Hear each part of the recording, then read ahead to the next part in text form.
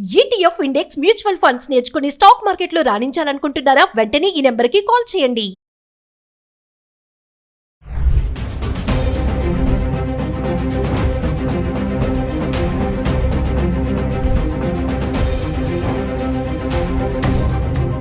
Hello viewers, welcome back to our channel. ప్రస్తుతం మనతో పాటు ఉన్నారు ఎంఎన్సీ ఎగ్జిక్యూటివ్ 25 ఇయర్స్ నుంచి అమెరికాలో ఉంటున్నటువంటి వీరభద్ర సార్ గారు. సార్తో మాట్లాడదాం. ప్రెసెంట్ అమెరికాలో సిచ్యువేషన్ ఎలా ఉంది అనేది.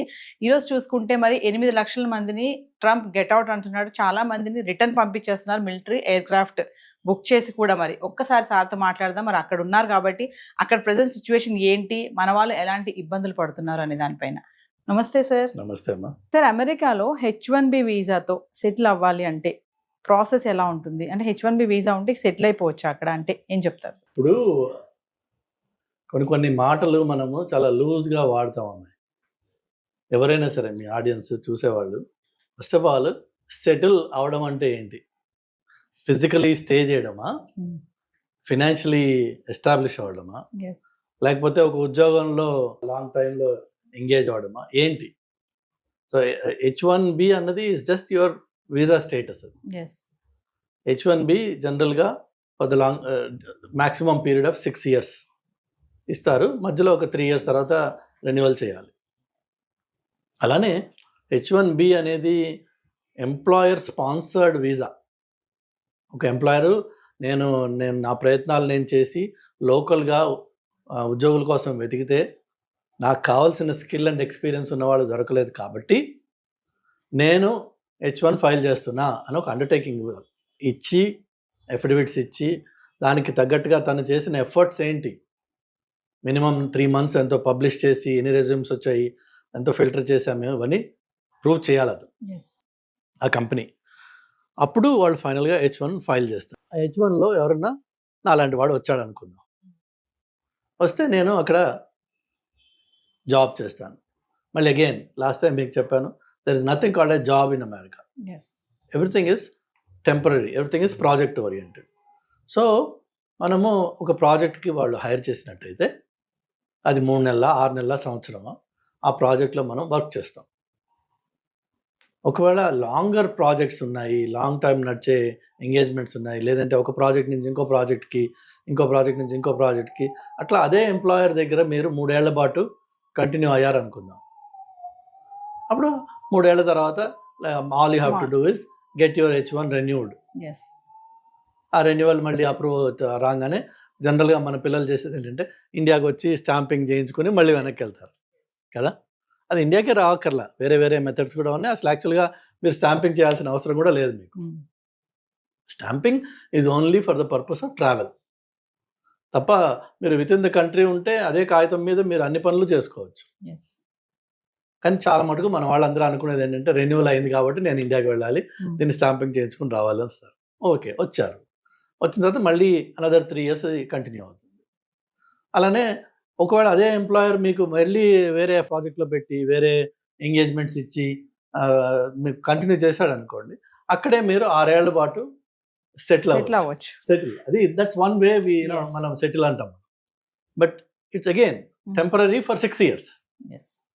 ఈ లోపు green card, permanent residency process, ఒకవేళ అదే ఎంప్లాయరు ఆయన దయా కరుణ ఉంటే బాగుంటే ఏం చేస్తారంటే they will initiate green card process. మళ్ళీ అక్కడ లేబర్ సర్టిఫికేషను అన్నీ వాళ్ళు వెళ్తారు. వెళ్ళి గ్రీన్ కార్డ్ కోసం అని చెప్పి again H1 or labour certification, then I-140, then eventually permanent residency or adjustment of status అంటారు దాన్ని, గ్రీన్ కార్డ్. సో అది మళ్ళీ ఒక ప్రాసెస్. అది 6 ఏళ్ళు అయిపోయిన వాడికి ఈ లేబర్ సర్టిఫికేషన్ I-140 కూడా కంప్లీట్ అయి ఉన్నట్టయితే వాళ్ళు ఎవ్రీ 2 years, ఎవ్రీ 1 year మీకు రెన్యూ చేసుకుంటూ ఉండొచ్చు. ఆటోమేటిక్గా అప్రూవ్ కూడా చేస్తారు. అది గ్రీన్ కార్డ్ వచ్చేంత వరకు, అంటే మన టర్న్ వచ్చేంత వరకు ఇది రెన్యూ చేసుకుంటూ అక్కడ ఎక్స్టెండ్ చేసుకుంటూ ఉండొచ్చు. అంటే H1B వీసా ఉన్న వాళ్ళకి గ్రీన్ కార్డ్ ఈజీగా వచ్చేస్తుంది సార్? ఈజీ ఏది లేదు. ఇప్పుడున్న స్టాటిస్టిక్స్ ప్రకారం కొన్ని స్టేటస్లో గ్రీన్ కార్డ్ కావాలంటే మీరు 70 years, 60 years వెయిట్ పీరియడ్ ఉందన్న. అంటే మన లైఫ్ టైంలో అది రాదు. సో అమెరికాకి వెళ్ళి సెటిల్ అంటే ఇదే. స్టేటస్ నాకు నన్ను ఇక్కడి నుంచి ఉద్యోగం లేకపోయినా బయటకు పంపించరు అనే స్టేటస్కి రావడం అంటే గ్రీన్ కార్డ్ తెచ్చుకోవడం. గ్రీన్ కార్డ్ వస్తే now you are settled physically in America. Physically economically which is job ఏదైనా ఉందా లేదా మీకు. ఆ జాబ్స్ ఇంత ముందు కూడా మీకు చెప్పాను నేను, అన్నీ టెంపరీ ఉంటాయి, కొన్ని మాత్రమే కార్పొరేట్ జాబ్స్ ఉంటాయి. ఇప్పుడు నేను ఒక పెద్ద కంపెనీకి వర్క్ చేస్తున్నా. So there is a sense of security. It's not like వాళ్ళు ఏదో ఫైర్ చేయడానికి కాదు, వాళ్ళకు కూడా బుక్స్ తారుమారయ్యి ప్రాఫిట్స్ తగ్గినప్పుడు, మార్కెట్ ప్రెషర్స్ ఉన్నప్పుడు, లేదంటే ఇప్పుడు ట్రంప్ చేసే హంగామా చూసినప్పుడు వాళ్ళకు కూడా భయానికి వాళ్ళు ఏం చేస్తారు, దే కట్ డౌన్. లేకపోతే కంపెనీ డైరెక్షన్ మారుతుంది. రీసెంట్గా గూగుల్ అన్నది all hardware and platform guys will let you go. ఎందుకంటే గూగుల్ వాళ్ళ డైరెక్షన్ మారుస్తున్నారు కాబట్టి. సో అలాంటప్పుడు గూగుల్ అనే పెద్ద కంపెనీలో 1,00,000 మంది ఉన్న కంపెనీలో మీకు ఒక పాకెట్ ఆఫ్ డిపార్ట్మెంట్స్ని ఎలిమినేట్ చేస్తే ఆటోమేటిక్గా జాబ్స్ పోయినాయి. సెటిల్ అన్నది ఏం లేదు అక్కడ. ట్రంప్ ఇప్పుడు అంటున్నాడు కదా సార్, సెటిల్ అవ్వడానికి అమెరికా రాకండి అని అయితే ఒక స్టేట్మెంట్ ఇస్తున్నారు కదా, అది ఎవరికి వర్తిస్తుంది? అదే చెప్తున్నాను నేను. మీరు ఆ ట్రంప్ అన్నాడా లేదా వదిలేసేయండి, ఆయన చాలా మాట్లాడాడు. సెటిల్ అవ్వడం అన్నది ఇట్స్ ఎ పాసిబిలిటీ. H1B నుంచి మీరు I-140 తర్వాత ఈవెన్చువలీ గ్రీన్ కార్డ్ వచ్చి అక్కడ మీరు ఉండొచ్చు. అట్ ద సేమ్ టైం ఆ ఉంటున్న టైంలో మీకు ఒకటే ఉద్యోగంతో 20 ఏళ్ళు 10 ఏళ్ళు 25 ఏళ్ళు ఉండే ఛాన్స్ లేదు. అమెరికానే కాదు, ఈవెన్ ఇండియా కూడా మీరు ఈ రోజున చూస్తే మీకు గవర్నమెంట్ ఉద్యోగాలు లేకపోతే బ్యాంక్స్ ఇలాంటివి ఏమన్నా అది మీరు ఎక్కడ జాయిన్ అయితే అక్కడ సెటిల్ అయిపోవచ్చు. కానీ మిగిలినవన్నీ ఐటీ జాబ్స్ అన్నీ కూడా then are permanent jobs. Anybody can be laid off any time. 2 weeks notice ఇవ్వాలి వాళ్ళు అంతే. ఆర్ మేబీ ఇండియాలో నోటీస్ టైం ఎక్కువ ఉందేమో, బట్ నోటీస్ ఇచ్చేసి వాళ్ళు లే ఆఫ్ చేయొచ్చు. వాళ్ళు nothing holds them back. There is no protections under the law. Present ఇప్పుడు ట్రంప్ H1B వీసా దాంట్లో కూడా మార్పులు చేస్తున్నామని చెప్పి అంటున్నారు కదా సార్, ఏమన్నా మార్పులు జరిగాయి అనుకుంటున్నారా? యాక్చువల్గా ట్రంప్ అండ్ ఈలాన్ మస్క్ వీళ్ళు ఈ బ్యాచ్ అంతా they are more in favour of H1B. వాళ్ళకి డిజైర్ ఉంది దీన్ని H1B ప్రోగ్రామ్ని మరింత ఎఫిషియెంట్గా చేయాలి, ఇందులో ఉన్న లూప్ హోల్స్ ఏవైతే ఉన్నాయో వాటిని కంట్రోల్ చేయాలి. But America needs talent. అందులో there is no second thought about. So ఆ టాలెంట్ అనేది ఏమవుతుంది, ఎక్కడి నుంచి వస్తుంది? మెయిన్గా there either Indians or Chinese or Philippine. ఈ పాపులేషన్స్ ఎక్కువ ఉంటాయి నంబర్స్ చూస్తే. మీరు ఆ పాపులేషన్ ఎక్కువ ఉంటుంది కాబట్టి మన గ్రీన్ కార్డ్ కూడా అంత లేట్ అవుతుంది అనమాట. వేరేజ్ కొన్ని కంట్రీస్కి 1 yearలో గ్రీన్ కార్డ్ వచ్చేస్తుంది, బికాజ్ ఆ కంట్రీస్ నుంచి రిప్రజెంటేషన్ అంత తక్కువ ఉంది. సో అందుకని చెప్పేసి H1కి పాజిటివ్గానే ఉంటుంది.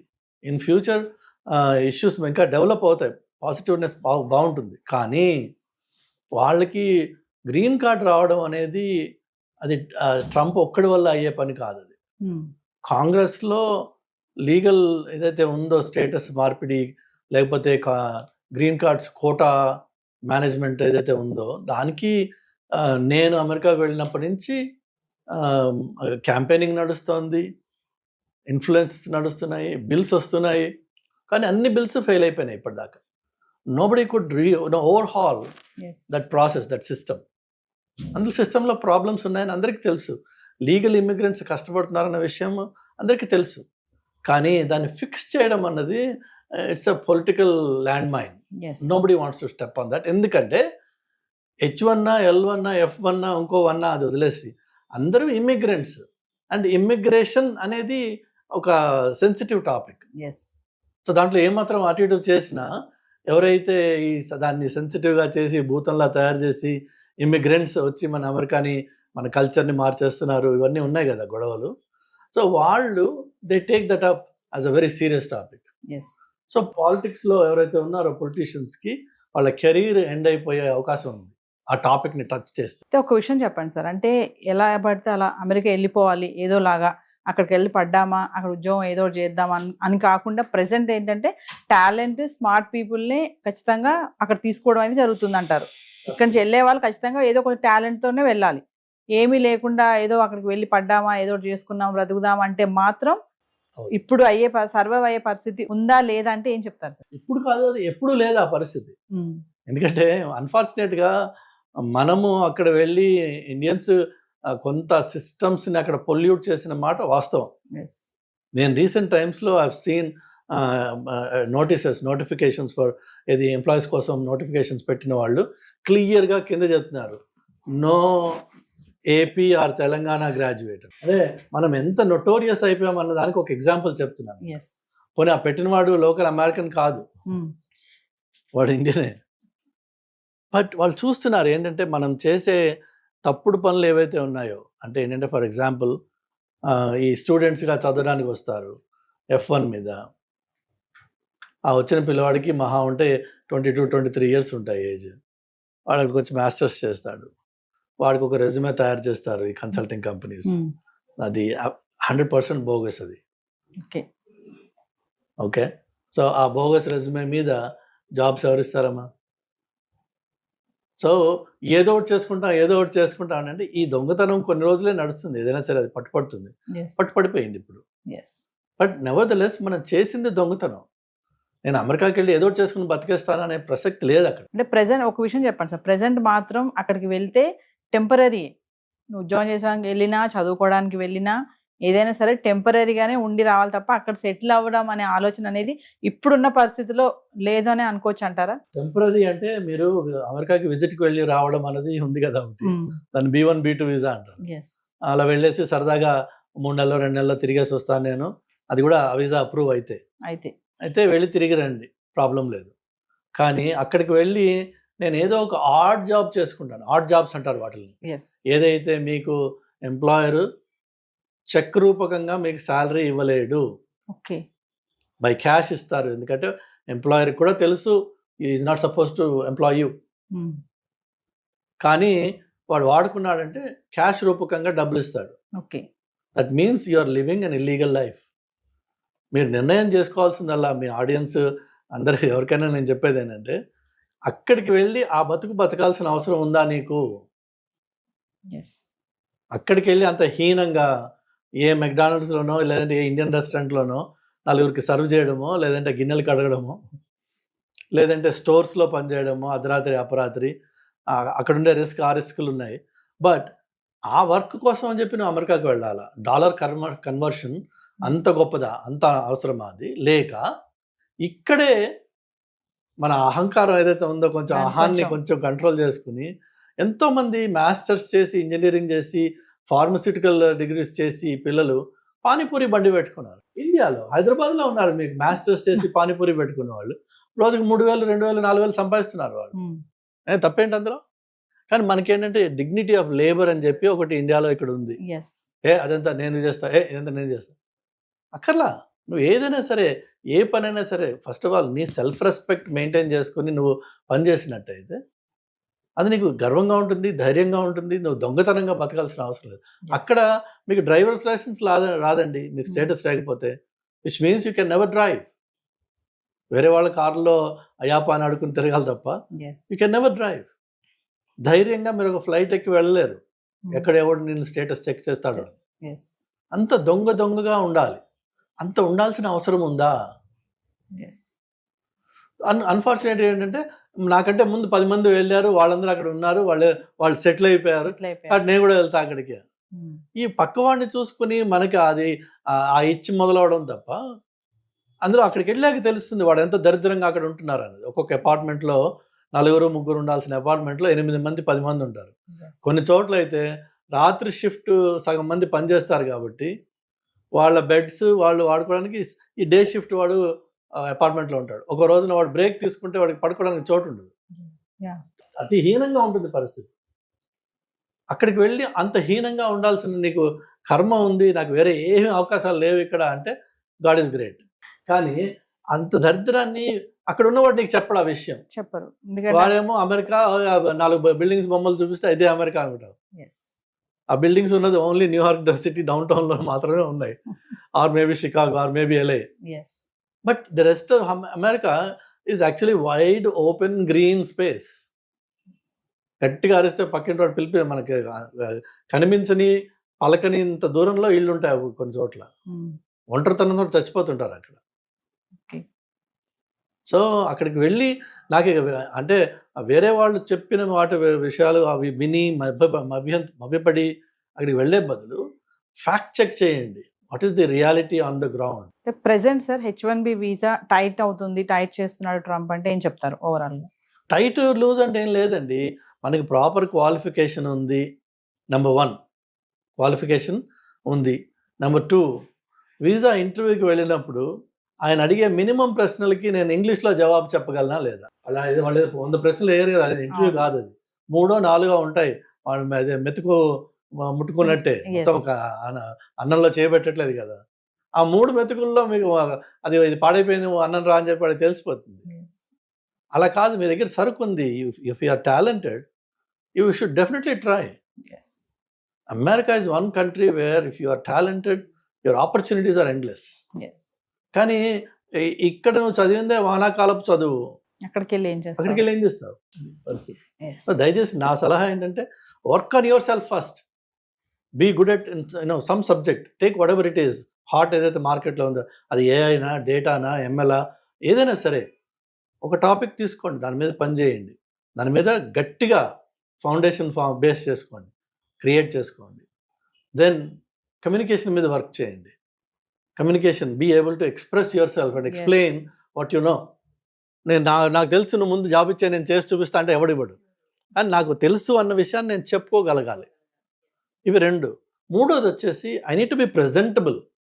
మాసిపోయిన గడ్డమును జుట్లు పెట్టుకుని ఏదో పనికిరాని అలాగ అప్పుడే నిద్ర లేచి ఇంటర్వ్యూలకు వెళ్తే ఆ జాబ్ ఇంటర్వ్యూ రాదు, వీసా ఇంటర్వ్యూ రాదు, 2 రావు. You need to present yourself like a professional. అది it takes effort, it takes investment, it takes seriousness. Then you become something in your life, and then be proud of what you achieved. Make it happen. అంతేగాని వాడి కాళ్ళు పట్టుకుని వీడి కాళ్ళు పట్టుకుని అయ్యాప ఏదో ఒకటి చేసుకుని నేను బతికేస్తా, ఆ ఏదో చేసుకుని అంత దీనస్థితిలో ఉన్నావా నువ్వు? లేవు. మోస్ట్ ఆఫ్ అస్, మనకి పిల్లలు భగవంతుడి దయ వల్ల ఇండియన్ పేరెంట్స్ వాళ్ళ పిల్లలకి తల తాకట్టు పెట్టి డబ్బులు తీసుకొచ్చి ఇస్తున్నారు. ఆ తల తాకట్టు పెట్టి ఇచ్చిన డబ్బులతో ఇక్కడ గర్వంగా ఏదైనా చేయండి. అక్కడికి వచ్చి ఏదో ఒకటి అని కాక్రోచెస్ ఇన్ఫెస్టెడ్ అపార్ట్మెంట్స్లో ఉండి 50 ఏళ్ళు 60 ఏళ్ళ క్రితం కట్టిన ఇళ్ళు, ఇన్సెక్యూర్ ఏరియాస్ ఉంటాయి. చౌకగా దొరకాలి అపార్ట్మెంట్ అంటే మీకు you have to go to areas that are highly insecure. So అక్కడికి వెళ్ళి ఉంటే ఎవడో ఏ రాత్రో ఒకటి కొట్టి మన దగ్గర ఉంది లాక్కుంటాడు. వాడు ఒకటి కొడితే చాలు మనం చచ్చిపోవడానికి, మన గట్టిగా ఉంటారు వాళ్ళు. లేదు, ఏ షూటింగ్ అవుతుంది, మనం అడ్డం పడతాం అందులో. ఈవెన్ దో యూఆర్ ఇన్నోసెంట్, గన్కి తెలియదు, అది బుల్లెట్కి తెలియదు నువ్వు ఇన్నోసెంట్ అన్నది. ఇది సెలెక్టివ్గా షూట్ చేయడం, పడ్డాం అయిపోతుంది మన పని. ఇక్కడ అమ్మా నాన్నలు శోభతోటి ఏడవడం ఎందుకు? ఇవన్నీ అవసరమా? Thank you sir.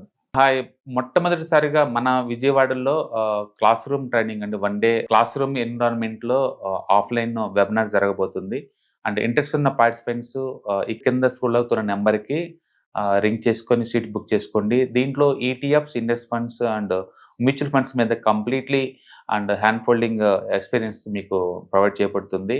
దీని ద్వారా ఏంటంటే మనం ఎసెట్స్ని స్టాక్ మార్కెట్లో ఎలా మేనేజ్ చేసుకోవాలి, ఎలా గ్రో చేసుకోవాలి, ఎలా ప్రొడక్ట్ చేసుకోవాలో అంటే ప్రాక్టికల్గా నేర్చుకుంటారు.